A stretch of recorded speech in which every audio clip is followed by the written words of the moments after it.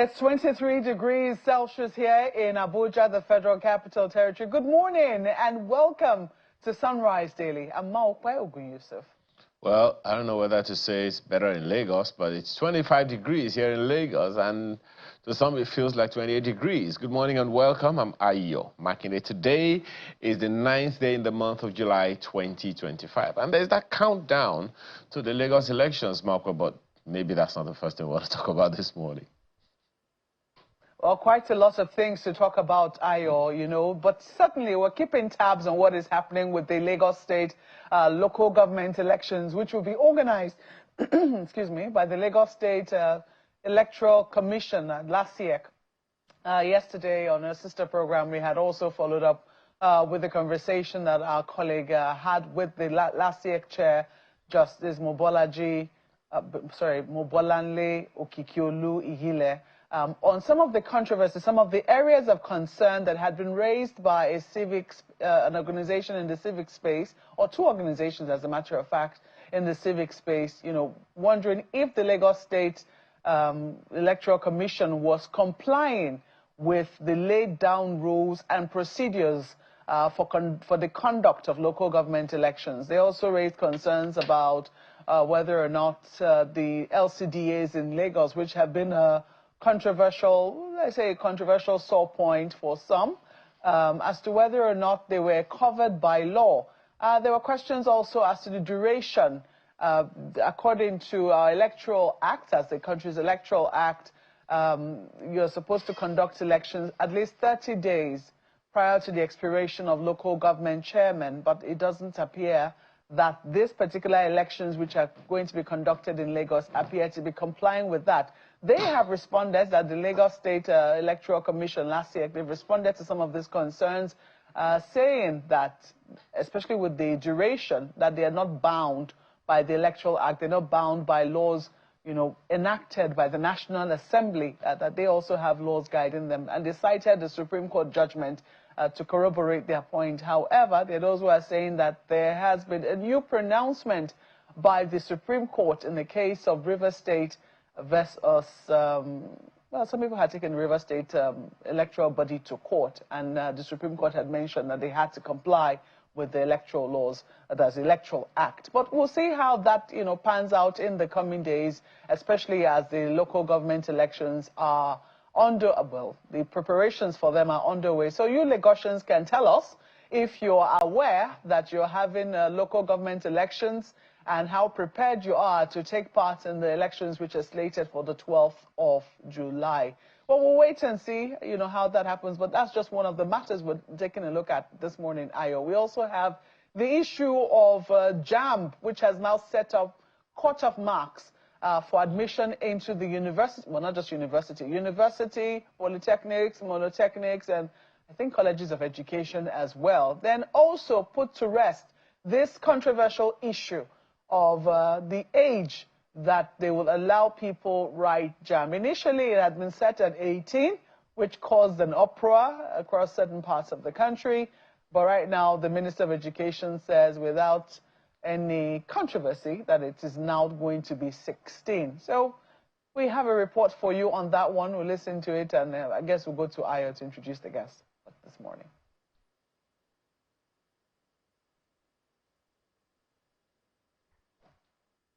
Chancellors, education, and heads of polytechnics to the 2025 policy meeting in Abuja, and the Minister of Education is a special guest of honor.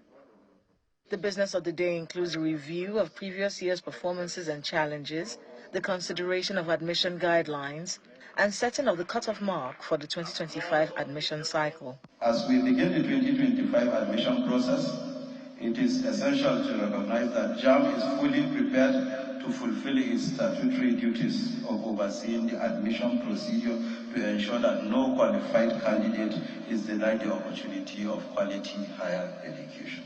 However, before delving into the main business of the day, the Minister of Education announces the minimum age requirement for admission into tertiary institutions in Nigeria. The age at entry into tertiary institutions has generated much debate, but our position is clear. The entry age for admission into tertiary institutions is now officially pegged at 16 years. This policy decision reflects a balance between cognitive maturity and academic preparedness. 16 is not negotiable. 16 years of age as admission, as the official age, is non-negotiable. Institutions are hereby directed to ensure strict compliance. Honourable Minister, sir, we have proposals for 130, 150, 140. Next is the consideration of cut-off marks for tertiary institutions, and the JAMB registrar leads the session. Those who want 150 and 160, stand up, combine. 150 and 160. 150 and 160. Majority. 150, thank you, 150. Now we are going to polytechnics. 150. Polytechnics. I know the university 150. University 150. The Minister of Education gives further clarifications on the resolutions reached. For universities, minimum admission, when the cut-off point will be 150. Yes, approved. Approved. Approved. Yeah. For colleges of nursing, the cut-off point will be 140. Approved. Approved. For polytechnics, the cut-off point will be 100. Approved. For colleges of agric, the cut-off point will be 100. And colleges of education, the cut-off point will be 100. As the meeting ends, tertiary institutions across the country can now fix their cut-off marks, considering the admission quota and vacancies in the faculties and departments, provided such benchmarks do not fall below the one set by this meeting. Well, tracking developing events for us this morning is Mr. Malaki Ugumadu, who is the former president of the Committee for the Defense of Human Rights. Good morning and welcome to Sunrise Daily. I'm very surprised to see that the way we reach our cut-off mark is through some democratic process. I'm sure that, I don't know if you've witnessed it before, but clearly this is not in breach of human rights now, is it? Well, it could lead to a breach of human rights if you find some measure of discrimination in the application of the rules, depending on who is concerned. However, I think that by and large it is a clear policy to, mainstream the objective of the council vis-a-vis the educational pursuit of the country. But my take on it is that I think quite a lot is going on in JAMB at the moment. Again, drawing from public participation, interest, and if you like, resentment, like the one we saw when the JAMB came out in the first place, that led to yet another cycle of examination. I'm not sure if I have heard about that in the past, but that is the power of the people in terms of showing concern, in terms of participating, in terms of showing the resentment of the people when they are not satisfied. That's my take on this. JAMB has come a long way now from well, maybe not such a long way. We'll wait to see what eventually happens with the next JAMB exams, but clearly that it does appear that there is an attempt to show how they're reaching some of these decisions in a more transparent and inclusive manner. Do you want to see more of this going forward? Well, I think it fits into the preliminary statements that I made. Look, it's so much about the partnership that we build in this process. Granted that the board itself is driving the process, it's setting the pace, giving the parameters and the milestone expected to be met. However, those who are affected, in fact, if there are no students and parents, there won't be need for JAMB. So that balancing is what is expected to happen, that delicate balancing of the objective of JAMB and the interest of the students and prospective leaders of this country is what is important to drive this process towards a certain objective. But what is exciting to me is that we have watched this man, I'm talking of the registrar, and we have seen quite a determined, spirited public servant. One who is also very, is not impervious to the feelings and advice of the people. We have seen the enormous energy and interest that he has shown along the line of the concerns that the people have raised, talking about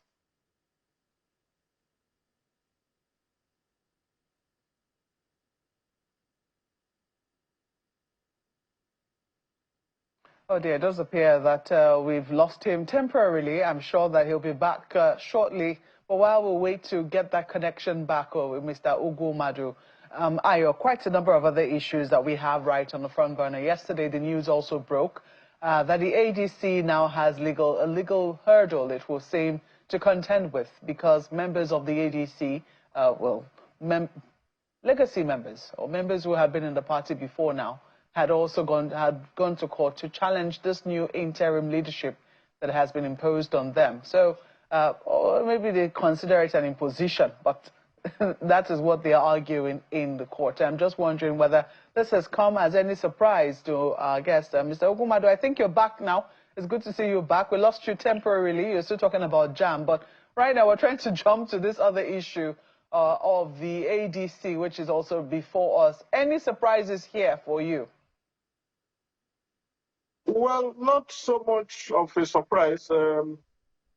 If you understand the trajectory of these movements and developments within the political environment, it is most likely expected that something of this nature will occur. And there are two sides to it, which lends it to multiple interpretation. On the one hand, people who are existing members of ADC. ADC is an existing political party with structures, with membership and followership, even prospective membership. And so, in one breath, those of them who are already members see what is happening as a kind of hijack of their party. And to that extent, they have approached the court, and then relying on some provisions of their constitution are saying that it is not possible that the man who is their chairman, who has superintended this process, will have the capacity and legal variance to do what he has done, considering again that even his tenure is being contested. And what they seek to do, in my view, is that, yes, we are members of this political party. It is not possible that a singular person could take such a fundamental decision on the party, for the party, without the full concurrence and participation of the existing members of the party. And I think to that extent, they approach the court, and you don't just go to court. Lawyers, the way we appraise this situation is to be certain that you have sufficient course of action. In fact, if you lack those course of action or courses of action, you likely will just rush out, because you can make yourself vulnerable and expose yourself to what we call preliminary objections from the other side, who says that there is no reasonable course of action that has inured in your favor enough to bring this suit. This is why you hear about court cases elongating, taking much more time than is necessary, because there are issues of preliminary issues to be dealt with, a lot of housekeeping to be to be concluded before the substantive matters are taken. So on that side, you could see what their position is. On the side of the proponents of this idea, the drivers of this process, their position is that, well, every member of the executive council of the party, which is the driving organ of the party, relinquished their positions, resigned their position to pave way for what has just happened.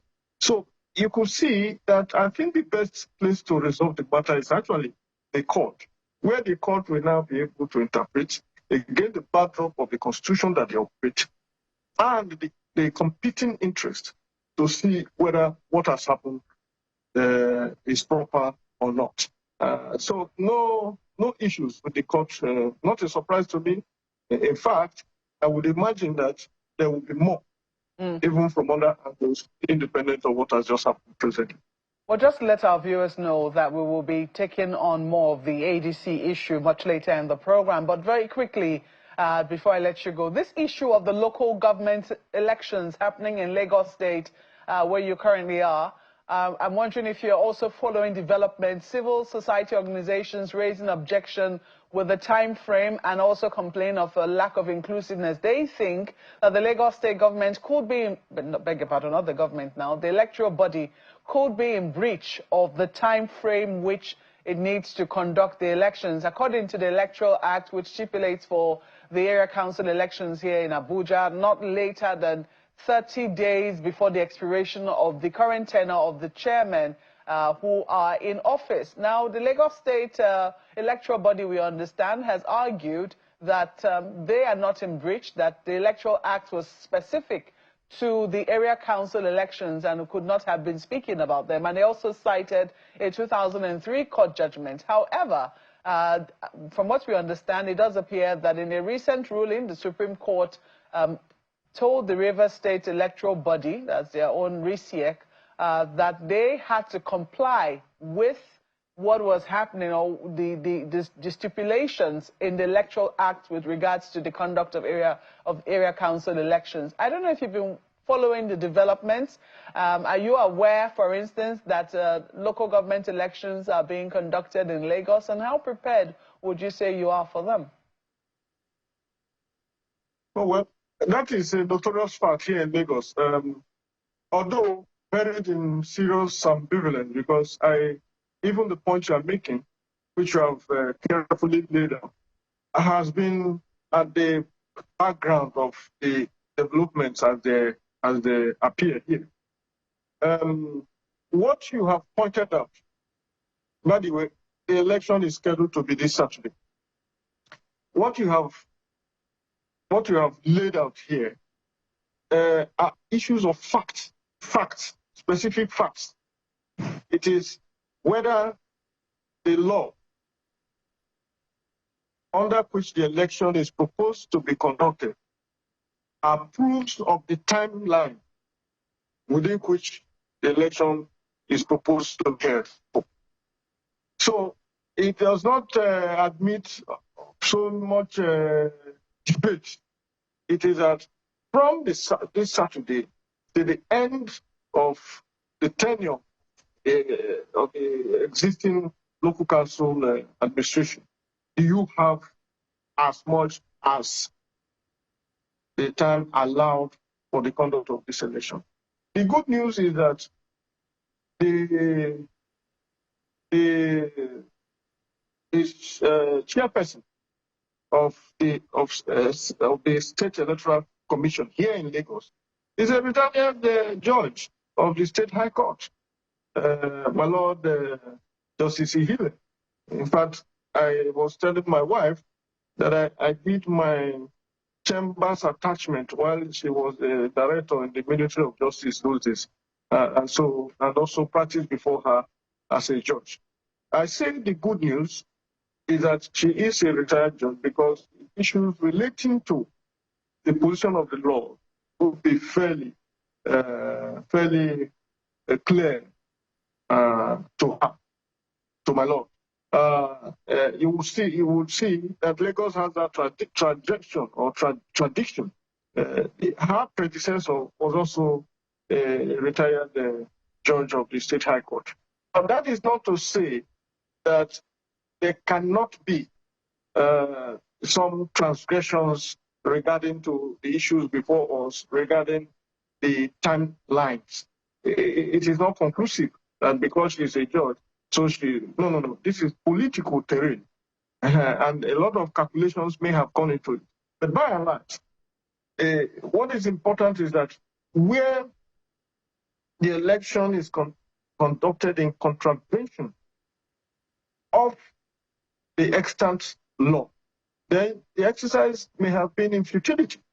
Because, like you said, even the River State case has thrown up a very interesting dimension to local elections in our country, where the initial position some of us had was that there wasn't any need for local elections or issues arising from local elections to go to federal high court, for instance. But the Supreme Court took the position that no, if the election affects or affected, as the case may be, citizens of this country, and where the conduct of that election was also predicated partly on the acts of the National Assembly, then the Federal High Court can assume jurisdiction, and that altered the law somewhat.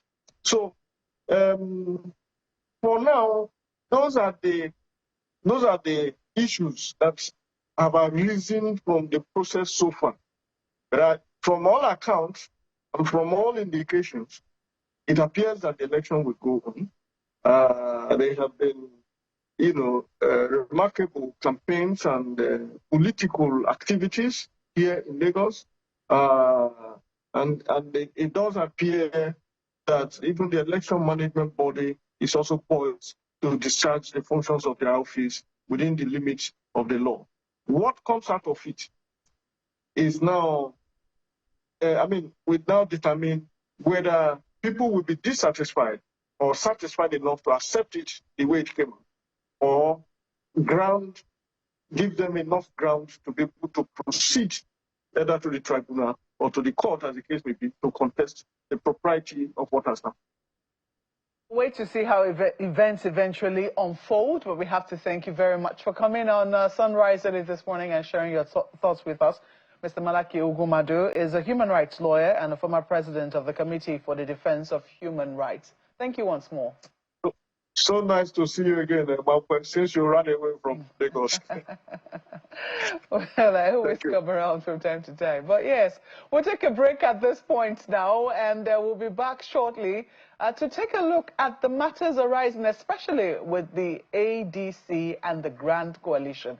In just a moment, please stay with us.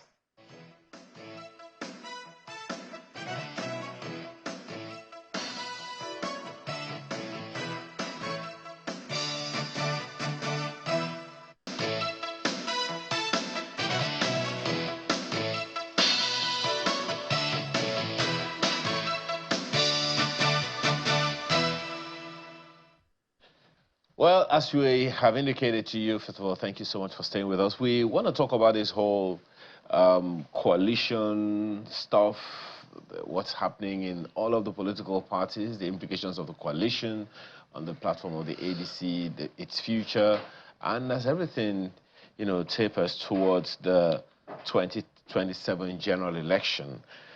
We have in the studio with us here Mr. Adeyemi Saka, who is a public affairs analyst. Thank you so much for joining us this morning. It's nice to be here.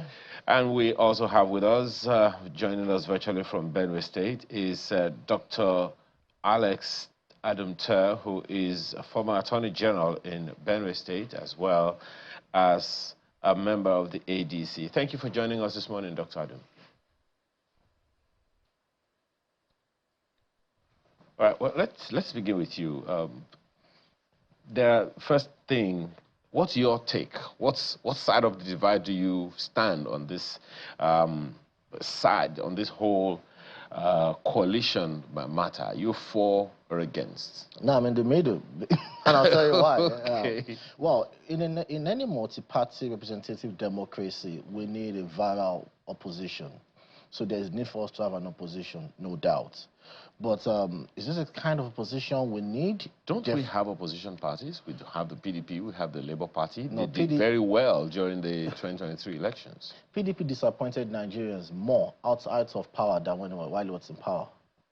PDP did not play the role of opposition, and the two critical voices the two voices that you could classify as opposition are silent today.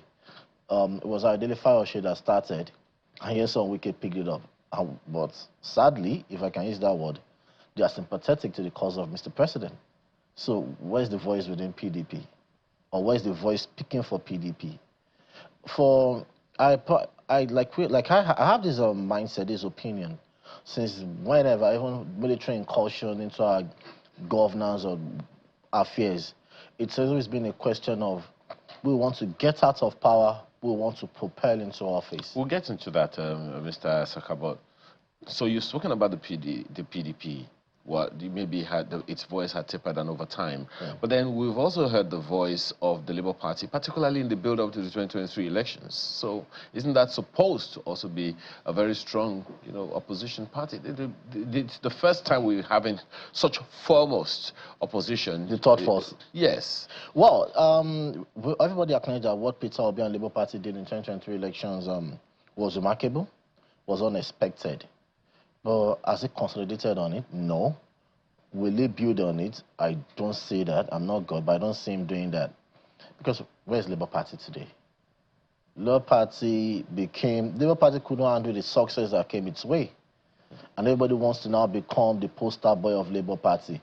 Everybody now wants to control Labour Party. And Labour Party might go the way of PDP in Rivers before 2019. I might go the way of Zamfara, APC. So there's no opposition in place as we speak. Okay. And the ADC, if I want to jump at that, is not an opposition. It's just a vehicle to wrestle power. It's not to oppose the government of the day. If you want to play opposition in a multi-party representative democracy, like you keep saying, you should give us alternative narratives, compelling narratives. It's not just about being emotional, just throwing, saying things in general terms. You don't see that yet? Nobody has spoken specifically to any matter or issues. Okay, well, maybe Dr. Adam will make it different. Well, Dr. Adam, again, thank you so much for joining us this morning. Are you for this coalition or against?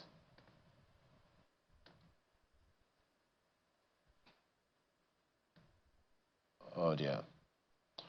Since we... Okay, go ahead.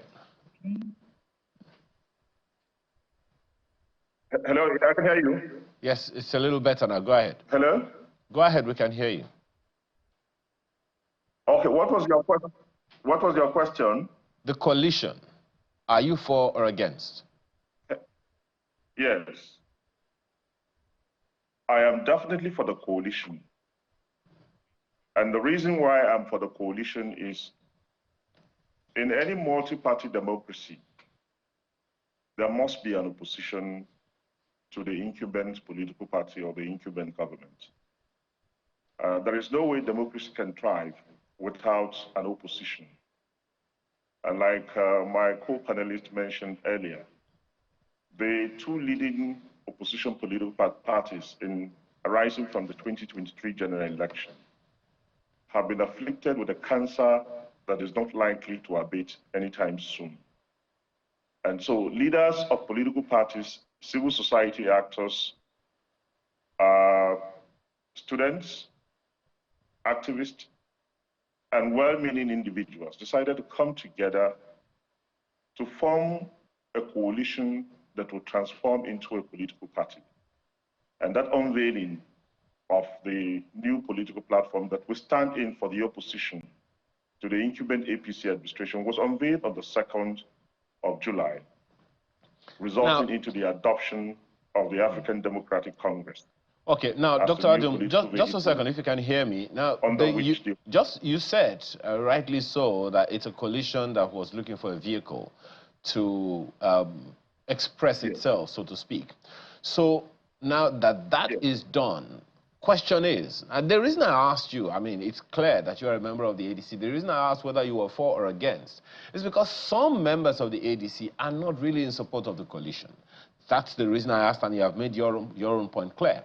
But this is not the first time that the ADC is being used as a vehicle for some kind of third force. In the build-up to the 2019 elections, the same thing happened. So what's going to make this difference? You see, in every political organization or in every family, any place where 2 or 3 people are gathered, there definitely cannot be a unanimous consensus of opinion about virtually everything.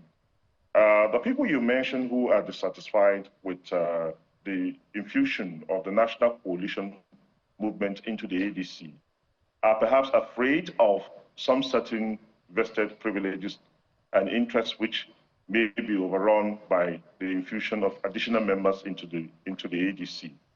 But it is wrong for them to do that because the ADC constitution is open to all Nigerians from different walks of life. It does not restrict anybody from joining the party. Even if the entire 240 million Nigerians decide to join the ADC, the constitution welcomes them. And that's the grand norm. It doesn't belong to any particular individual. So there's nothing like exclusion in the ADC constitution. And mind you, the process of the infusion of the national coalition movement into the ADC, it was properly done because every organization has decision-making structures.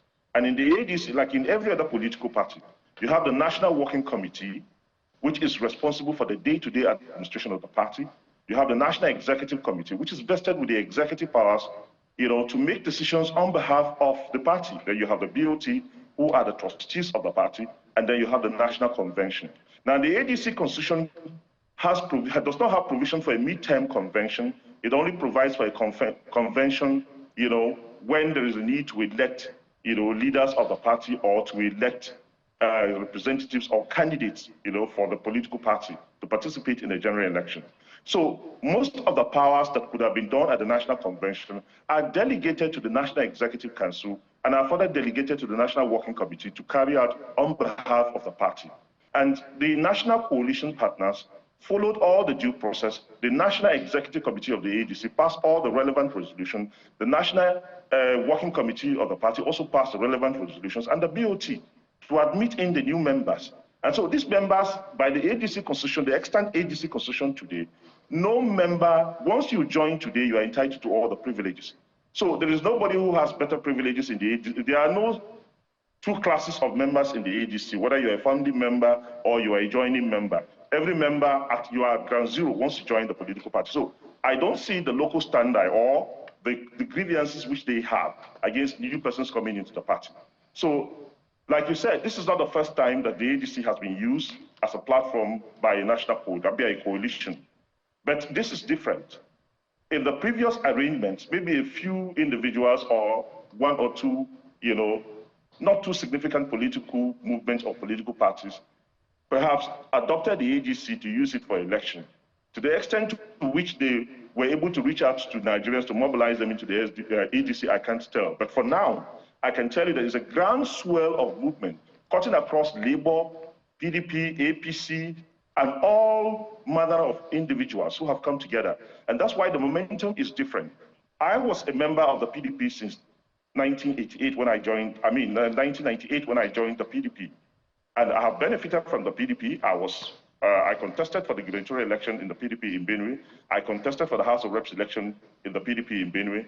I was made commissioner of the Benue State Executive Council twice. First as Commissioner for Commerce and Industries, and then I was made the Attorney General and Commissioner for Justice. I was made the Group Managing Director of the Benue Investment and Property Company, all under the PDP. I've been a member of the PDP Presidential Council and all of that. But I've decided to resign my membership of the PDP because the PDP is no longer living up to its ideals. And I first joined the National Coalition Movement, and now I have registered for the ADC. And since I registered for the ADC, I'm entitled to all the privileges of the ADC. I can contest for any election in the ADC. I can contest for a party executive position. an elected position in the ADC. Just 1 second, and all of that is understood. My apologies. All of that is understood. Just 1 second, if you can hear me. Our guest in the studio here, Mr. Saka, has said something that, look, the PDP, you know, went the way it has gone, the way it's gone, the Labour Party has gone the way it's gone. Now you're on the same page with him. But then, looking at the frontliners today, many of them are from the Labour Party. A good number of them, well, some of them are from the Labour Party. A good number of them are from the People's Democratic Party. And a few of them are from the APC. Some of these people have been described in some quarters as itinerant politicians. What's the assurance that if they couldn't fix the challenges they had in their own political party, they will be able to do anything significant in the ADC? No, you don't just call people itinerant politicians. I'm giving you an example. You see, there are people who the Constitution allows everybody the freedom of association. And you cannot stay, just like even in a marriage that is conducted on the altar of God. If there are fundamental irreconcilable differences, you cannot stay in a marriage. And so a political participation or membership of a political party is not even a marriage. Okay. It's an interest. Dr. Adom, let's listen to this one. Those of us who have been members of other political parties. There's another issue on that, if you can hear me. My apologies. There's another issue on that that was raised by the governor of Katsina State yesterday. Let's take a listen, and both of you gentlemen will be able to respond to it. But this coalition that we are talking about in Nigeria, what is new to Nigerians about it? Who are these people into this coalition? Were they not in another coalition before? What are they going to come and do different from what is happening in the country now? Can they promise Nigerians that they are going to bring about, they will bring the subsidy, fuel subsidy? Let them come out and tell Nigerians, those who want to contest for president under this coalition, let them come and tell Nigerians, are they going to bring subsidy back? And if they are going to bring subsidy back, let them tell Nigerians how they are going to run the government. And with what resources are they going to run the government? And with what resources are they going to pay to bring about the subsidy? Let's be realistic. Let's tell ourselves the truth. The time for deceiving Nigeria is over. Who was not in government last regimes? Who is not in government? We have seen that, we know the track record of everyone. We know what they have done when they were in government. And they are now crying and shouting because they are outside of the government. Let's be realistic. If we are coming with something new to Nigerians, every Nigerian is going to embrace it, because all of us are here to make Nigeria better and try to do it. Our problem is we, the politicians, and we must clean ourselves and be sincere to ourselves if we want to move this country forward. Well, that's something for you to respond to very quickly, but I'd like Mr. Saka to take a first shot. Yeah, from what His Excellency Governor Katsina said, I probably want to align with him. And you know, if you look at the logo of the ADC, it shows this like handshake. Rather than being, you know, an alliance, you know, a handshake representing, you know, alliance across the Niger, unifying the country, it's two lepers and a lot of lepers ants coming together to want to wrestle power because of their character, antecedents, and what have you. I'll now pick it one by one. If you want to look at Alhaji Atiku Abubakar, who went against natural justice to seek the ticket, the contest for the presidential ticket of the PDP in 2023 elections. And when he did, he went against all, you know, wise counsel to let you step down. Well, it was not against the law, and it was not. No, it was not. Well, you know, you see, when it's convenient, they probably want to make the Constitution of Nigeria supreme to everything.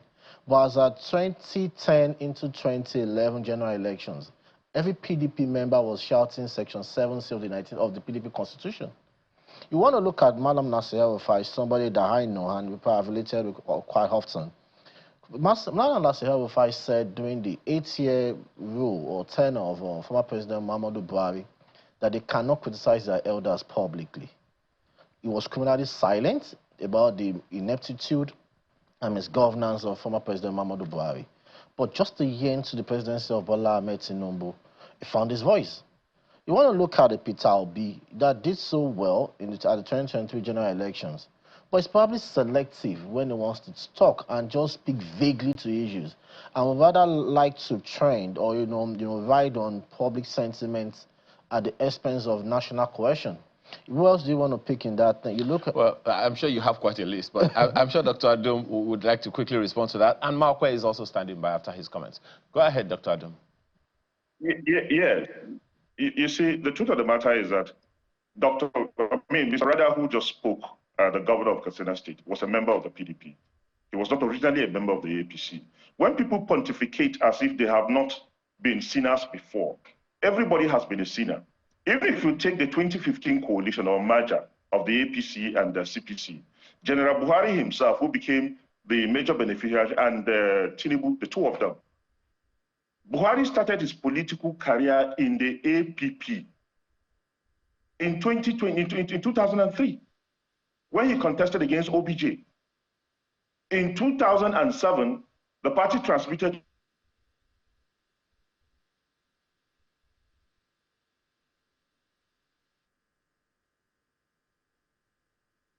Oh dear, it does appear that we've lost Mr. Adom temporarily. I believe he'll be back shortly. But I think that, you know, part of the bone of contention right now is the duality of membership. I mean, some of the dailies are reporting this morning that the PDP has given an ultimatum to some of its members that have pledged their loyalty to the ADC to resign or be kicked out. And then I think we also had an interview with Mr. Peter Obi over the weekend asking what exactly his membership status is. And, you know, he said he's still a member of the Labour Party as we speak, or at least as he was granting that interview, but also supported the ADC. So there have been questions as to what exactly is the format for members, you know, who are joining the ADC. Can people support the ADC who are out of the ADC, who are still in other political parties? I think that's where the question is. Mr. Adom, if you can hear me, I think that's where you have said you resigned your membership of the PDP and you are now fully a member of the ADC and expect to reap all of the benefits that, you know, accrue to you as such. However, there are questions as to those who are still in their political parties who are also saying they support the ADC. How is this working?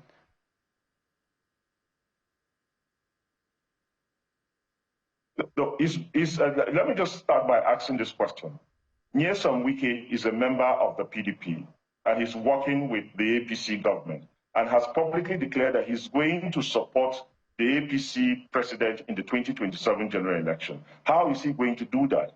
You see, this is not a problem. Not everyone who is a member of a political party because he wants to contest an election. For those of us who want to contest an election, we have already resigned so that we don't have any problems, any legal impediments to contesting that election, because you're required to be a member of one political party before you can contest election. But for those who generally just want to support the political party, or to mobilize for the political party, or to vote for the political party, they can be members of other political, they can be members of the incumbent APC, still support the ADC, and still vote for the ADC. Just like Nelson Wike is a member of this, and several of them, there are several of them who are members of the PDP, who have said, okay, we are going to support President Tinubu in 2027. So what we have legalized officially is that you can be a member of any political party and still work for any other political party that you wish. So this principle cannot apply to only one person. It can apply to everybody. We are all the same politicians. So there is no inhibition against a man like Peter Obi, who is a member of the Labour Party at the moment, which the 2027 general election is 2 years ahead. He may decide to resign tomorrow and register with the ADC. He will be entitled to all the privileges to contest election. So we haven't gotten to the bridge. When we get to the bridge, we'll cross it. And I want to reply again to the sentiments expressed by the governor of Katsina State, saying that the ADC should tell us what they're going to do now. See, officially, INEC has not opened the timetable for campaign. The ADC is not campaigning now. What the ADC is doing, we are calibrating our political structures. Those are internal arrangements for the political party called ADC.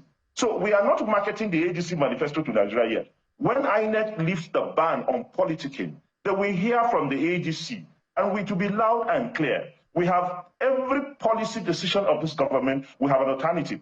And so they should not be, don't jump the gun, don't be in a hurry. We're not like them who have already started campaigning. Because if you go around Abuja, for instance, and many of the states, you see that the president's posters are all over the place, from Abuja City Gate to the airport. You can't find any streetlight pole that is standing without the picture of the president contesting for 2027. That is a breach of the INEC regulations and the Electoral Act. So when we get to the bridge, we will cross it. Every member of the ADC who is a member now, fully registered, is entitled to the privileges. Any member of another political party who's supporting the ADC has a right to do that, but he cannot contest elections under the ADC. That's just the only challenge they have. But whenever they make up their mind to join the ADC, they're welcome. And so they can stay anywhere and support. People can be in America and support ADC. Well, let us see. Mr. Saka, I don't know if that answers the question for you. Does that question, does the answer satisfactorily answer whatever questions you have with people being in different parties and still supporting the ADC? It doesn't, and it's rather unfortunate and unfair that people try to be clever by half, I think they can probably just, bamboozle Nigerians. Wike, your former governor, Yeltsin Wike, is not working for the APC. Yeltsin Wike is serving the Federal Republic of Nigeria. It's under the administration of Bola Ahmed Tinubu, not the APC. Let's be clear, let's put that in clear perspective. And Wike has never, for one, said he's joining the APC, he's supporting the APC. He said he's supporting his principal. Let's put that out, let's put that there. Yeah, but how is it possible to support the principle? Isn't that, that's also being clever by half, because how is it possible to support the principle without to respond to, because Wike is not in the PDP and saying he's believing or probably attending APC's meeting. Wike would tell you his interest is about PDP. He's fighting for justice, his claims, within PDP. He's not interested in what happens in APC, who becomes the national chair of APC, who resigns, who is the interim chair. Wike is all about PDP. And his principal, who is the president. Wike is the minister of the Federal Capital Territory, not the chairman of Abuja chapter of the APC. Let's put that there. Then secondly, opposition doesn't need a timetable to tell Nigerians what is wrong with this government.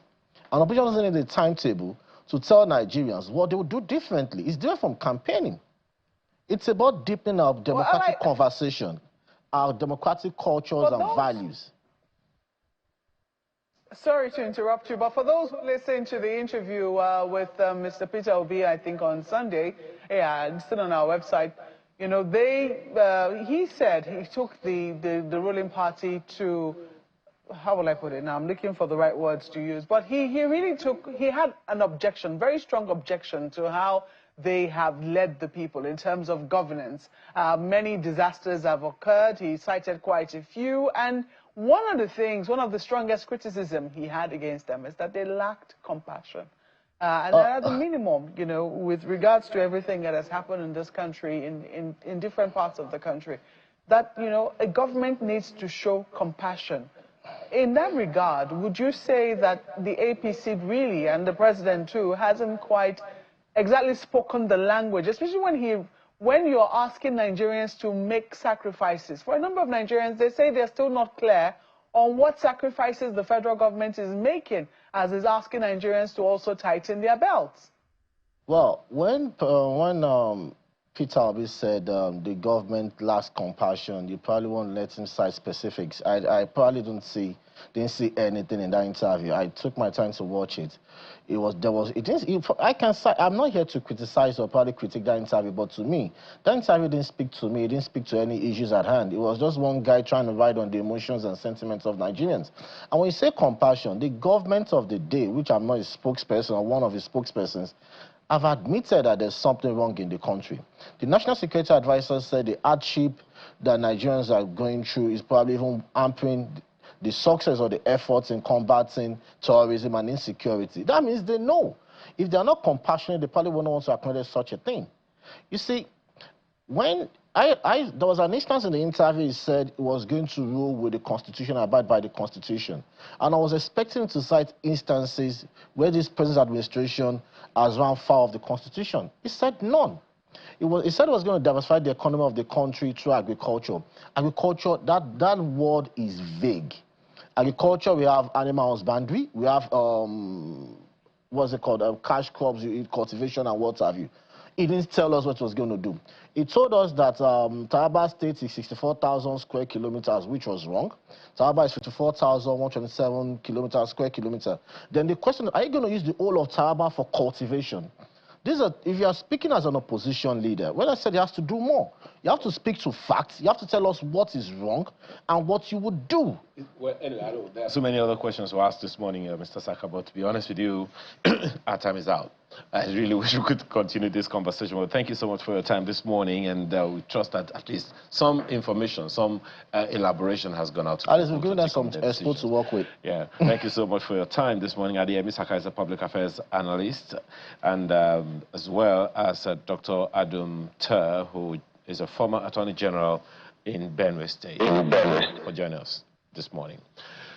And that's the show today. Thank you for joining the program. I'm Ayo Makinde. Enjoy the rest of your day. Well, on top of the hour will be Business Morning. Thank you for watching. I'm Maokbe Ogun Yusuf. Goodbye.